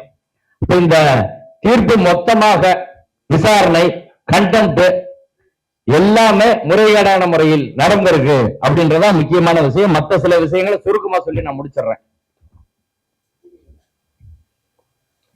அடுத்து இன்னைக்கு அதிமுக ஒரு தீர்மானம் போட்டிருக்காங்க. திருப்பரங்குன்ற விஷயத்துல எடப்பாடி அவர்கள் தீர்மானம், திமுக அரசின் செயலை கண்டிக்கிறோம்னு. எனக்கு தெரிஞ்ச உலகத்துல அவங்க கட்சி தலைவரை கண்டிச்சாலும் பரவாயில்ல, தன்னையே கண்டிச்சுக்கிற ஒரு ஆள் எடப்பாடி தான். எப்படின்னா 2014 தீர்ப்பு வரும்போது அம்மையார் ஜெயலலிதா தான் போலீஸ் மினிஸ்டர். அவங்க எடுத்த முடிவு தான் உச்சி பிள்ளையார் கோயில் தான் நாங்க ஏற்றுவோம், வேற இடத்துல மாற்ற மாட்டோம் அப்படின்னு அவங்க தான் சொல்லியிருக்காங்க. அவங்க தான் இன்னைக்கு போலீஸ் மினிஸ்டர். சந்தேகம் இருக்கா? போலீஸ் டிபார்ட்மெண்ட் அவங்ககிட்ட தானே இருந்துச்சு. அப்ப அம்மாவை கண்டிச்சு இன்னைக்கு ஒரு தீர்மானம். அடுத்து 2017 அப்பீல் வரும்போது அன்னைக்கு போலீஸ் டிபார்ட்மெண்ட் எடப்பாடி இருந்துச்சு. தன்னையே கண்டிச்ச ஒரு தீர்மானம் உலகத்துல இந்த கட்சியை தவிர வேற யாரும் போட மாட்டாங்க. ஆமா. அடுத்து மிகப்பெரிய ஒரு பிரச்சனை, அது தீபத்தூணா சர்வே தூணா. தமிழ்நாடு முழுக்க பெரிய ஆராய்ச்சி நடந்துகிட்டு இருக்கு. 2 பக்கம் எவிடன்ஸ் எடுத்து மாறி மாறி போட்டுக்கிட்டு இருக்கிறாங்க. அந்த சைடு எவிடன்ஸ் இல்ல, இந்த சைடு எவிடன்ஸ், அந்த சைடு போடுறான். தினமலர்ல இந்த தீபத்தூண் இருக்கு பாருங்க, தீபத்தூண் உச்சி பிள்ளையார் கோயில் பக்கத்துல இருக்கதான், அதான் இதுன்றான், அதான் இது அப்படின்னு. அப்படி இருந்த நேரம் விட்டுருப்பாரா ஜிஆர்எஸ்? என்ன நடந்திருக்கு இந்த நாட்டுல? அங்க கல்வெட்டு இருந்து இந்த எவிடன்ஸ் இருந்துச்சுன்னா நேரம் என்னைக்கே இந்த வழக்கு முடிஞ்சு போயிருக்கும். ஒண்ணுமே இல்லாத வழக்கத்தான் கொஞ்சம் கொஞ்சமா டெவலப் பண்ணி இந்த முன்னணி இந்த பிரச்சனையை தொடங்கினது 1990களில். கிட்டத்தட்ட 30 வருஷத்துக்கு மேல தொடர்ச்சியாக முயற்சி பண்ணி திருப்பரங்குன்றத்துல மதுரையிலிருந்து ஒரு ஆள் போல பெட்டிஷன் பாருங்க, திருநெல்வேலி, அங்க எலுமலை, வேற பெட்டிஷனர் கூட வேற ஒரு இந்து முன்னணி தோற்று போன ஒரு பிரச்சனையில் நீதித்துறையை வைத்து நீங்க மறுபடியும் உயிர் கொடுக்க ஒரு பிரச்சனையை கொண்டு வராங்கன்னா அதுக்கு நீதிமன்றம் பலியாகலாமா தான். இது தீபத்தூணா சர்வே தூணா என்பதை பொறுத்து ஒரே ஒரு தகவலை மட்டும் சொல்கிறேன். அப்துல் ஜப்பார்ன்றவர் 18/1/2022 சர்வே ஆஃப் இந்தியா இண்டஸ்ட்ரி அந்த டிபார்ட்மெண்ட்டுக்கு சிக்கந்தர் தர்காவில் மலை உச்சியில் இருக்கக்கூடிய ஜிடி ஸ்டேஷன் நிறுவப்பட்ட தகவல் தந்து உதவுமாறு கேட்டுக்கொள்கிறேன்னு சொல்லிட்டு 1வது தகவல், அந்த ஜிடி ஸ்டேஷன் எந்த ஆண்டு நிறுவப்பட்டது? தகவல் 2 எத்தனை இருக்குன்னு கேக்குறாங்க. அதற்கு சர்வே ஆஃப் இந்தியா டிபார்ட்மெண்ட்ல இருந்து 24/2/2022 சென்னையில இருக்க எங்க ஆபீஸ்ல மலையில எல்லாம் நனைஞ்சு போச்சு, அதனால டேராடூன்ல ஒரு ஆபீஸ் இருக்கு, அங்க வாங்கி தரோம் அப்படின்னு சொல்றாங்க. ஆனா உண்மையிலே வாங்கி கொடுத்திருக்கான், ஒரு நல்ல ஆபீசர் இருக்கான் போல. 21/3/2022 மோடி தான் இப்ப பிரதமர் நினைக்கிறேன், சந்தேகம் இல்லையே. மோடி பிரதமராக இருக்கும்போது சர்வே ஆஃப் இந்தியா டிபார்ட்மெண்ட்ல இருந்து அப்துல் ஜபார் திருப்பரங்குன்றத்துக்காரர் கொடுத்த தகவல் வந்து the information received from GNRB Dehradun is given below சொல்லிட்டு 1 information number 1, hill stations were established in the years 1808, 1809 and 1871 as per records. இது first. 2வது, 2 number of hill stations are there as per records. 2 hill station அங்க இருக்கு அப்படின்னு சொல்றாங்க. இந்த hill station survey point அப்படின்றதுக்கான ஆதாரமாக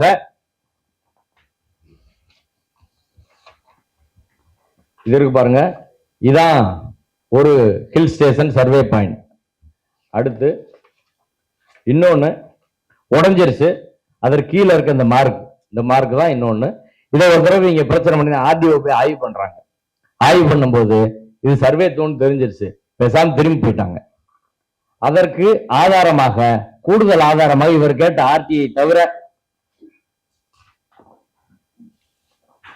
1899 ஒரு ஆவணம் இருக்கு, சோசியல் மீடியால எல்லாரும் பார்த்திருப்பீங்க.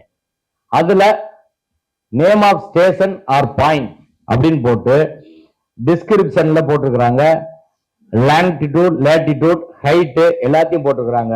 அதுல சிக்கந்தர் மலை நம்பர் 1 அப்படின்றதுல 50 yards of the mosque on the top of the hill 1871. இது சிக்கந்தர் மலையில் இருக்கக்கூடிய அந்த பகுதியை மட்டும், சிக்கந்தர் தர்கா இருக்கக்கூடிய பகுதியே சிக்கந்தர் மலை, மீது திருப்பரங்குன்ற மலைன்னு அப்போ உள்ள ரெக்கார்ட்ல இருந்திருக்கு. அதுல முதல் ஸ்டேஷன் இது. ரெண்டாவது சிக்கந்தர் மலை நம்பர் 2ன்றதுல a well known rocky hill about 53 yards in Sikandar மலை. அங்க வந்து எந்த வருஷம்னா 1808, 1808-9ல ஒரு ஸ்டேஷன், அந்த பாயிண்ட் சர்வே பாயிண்ட். இன்னொன்னு ரெண்டாவது பாயிண்ட் 1871 சொல்லி, அன்னைக்கெல்லாம் வெள்ளக்காரன் வந்து தப்பா கொடுத்திருக்க வாய்ப்பே கிடையாது. இந்த பிரச்சனை எதிர்பார்த்திருக்க மாட்டாங்க. மோடியும் இன்னைக்கு கரெக்டா கொடுத்திருக்காரு, வெள்ளக்காரனும் கரெக்டா கொடுத்திருக்காங்க. இப்படி ஏதாவது ஆவணத்தை அவங்க கொடுக்க சொல்லுங்க. தீபத்தூண் என்பதற்கான ஏதாவது ஆவணம், இதெல்லாம் நம்ம பொதுவெளியில இன்னைக்கு எல்லாமே வந்துருச்சு. இப்ப இந்த கல் என்பது முழுக்க முழுக்க சர்வே கல் என்பதற்கு எந்த சந்தேகமும் கிடையாது. கடைசியா தலைப்புல ஒரே பாயிண்ட் சொல்லி முடிச்சிடறேன். இது சதின்னு ஏன் சொல்றோம் அப்படின்னா, நீங்க எல்லாரும் போய் பாருங்க. reclaimtemples.com ஒரு வெப்சைட் இருக்கு. அதுல தமிழ்நாட்டில் மட்டும் 175 மசூதிகள், ஒரு சர்ச்சு, இதெல்லாம் வச்சிருக்காங்க. இந்தியா முழுவதும் 1886, மொத்தம் 1 லட்சத்துக்கு மேலான கோயில்கள் மாற்றப்பட்டதாகவும் இதெல்லாம் திரும்ப மாத்தணும்ன்றத அந்த வெப்சைட்ல சொல்லியிருக்கிறாங்க. அதுல ஒரு வீடியோ பேசியிருக்கிறாங்க. அந்த வீடியோ ஹிந்திலையும் இங்கிலீஷ்லையும் கலந்துருக்கு. ரீக்ளைம் டெம்பிள்ஸ் யூடியூப் அதுக்கு பேரு. அதுல வந்து அந்த வீடியோல சொல்றாங்க, ஹிந்து ஃபண்ட் என்று 1000 கோடி ரூபாய் நம்ம வசூல் பண்ணோம். குறிப்பா தமிழ்நாட்டுல அறநிலைத்துறை கட்டுப்பாட்டுல ஏராளமான நிலங்கள் இருக்கு. அதுல 6000 கோடி வருஷம் வருமானம் வருது. நம்ம 1000 கோடி வசூல் பண்ணி இந்த அறநிலைத்துறையின் கட்டுப்பாட்டில் இருக்கக்கூடிய அதையெல்லாம் விடுவிக்கணும். இதுக்கு பேரு ஹிந்து ஃபண்டுன்னு சொல்லி அந்த யூடியூப்ல இருக்கு. நீங்க அந்த வெப்சைட்ல போய் நீங்க உள்ள கிளிக் பண்ணி பாத்தீங்கன்னா வீடியோஸ்னே ஒரு தலைப்பு இருக்கு. அதுக்குள்ள இந்த விவரம் இருக்கு. அதுல அந்த லிஸ்ட்ல போடுறாங்க எந்தெந்த ரீக்ளைம் பண்ணணும்ன்றதுல. அதில் மதுரை சிக்கந்தர் தர்கா 1, மதுரை கோரிப்பாளையம் தர்கா, இப்படி நிறைய இடத்துல நாடு முழுவதும் அப்படி சொல்றாங்க. இப்ப இந்த திட்டம் என்பது போற போக்கில் நடந்த திட்டம் கிடையாது. போன பிப்ரவரி 4 ஹெச்ராஜா பேசினார், அயோத்தியா மாத்துவோம் நீதிமன்றத்தில் சொல்லிட்டு. அதனை தொடர்ந்து முருக பக்தர்கள் மாநாடு, அங்கேயும் மதத்தை அரசியல கலக்க மாட்டேன்னு சொல்லி அதுக்கு நம்ம கம்ப்ளைண்ட் கொடுத்து எஃப்ஐஆர் இருக்கு. அதுலயும் சொல்லிட்டு போனாங்க, அதுக்கு எஃப்ஐஆர் போட்டிருக்கு. அதுலயும் கார்த்திகை தீபம் ஏற்றுவோன்னு தீர்மானம் போட்டாங்க. அடுத்து ஆடு வழி வெட்டக்கூடாது, அடுத்து சிக்கந்தர் மலைன்னு கூப்பிடக்கூடாது. அதுக்கப்புறம் இப்ப கார்த்திகை தீபம். இப்ப இந்த ரீக்ளைம் டெம்பிள்ஸ்லயும் இந்த வரிசையா இவங்க எடுத்திருக்கிற ஒவ்வொரு பிரச்சனையும் எல்லாத்தையும் தொகுத்து பார்க்கிற போது தமிழ்நாட்டிலே ஒரு மிகப்பெரிய சதியை இவங்க அரங்கேற்ற நினைக்கிறார்கள். அதற்கு நீதித்துறை முழுக்க முழுக்க பலியாகி கொண்டு இருக்கிறது அப்படின்றதான் சிக்கலான ஒரு விஷயம். எனவே தமிழக மக்கள் இந்த சதியினை புரிந்து கொண்டு இந்த சனாதன சதியினை வீழ்த்த நாம் பெரியார் தடி கொண்டு களத்தில் நிற்போம். நன்றி.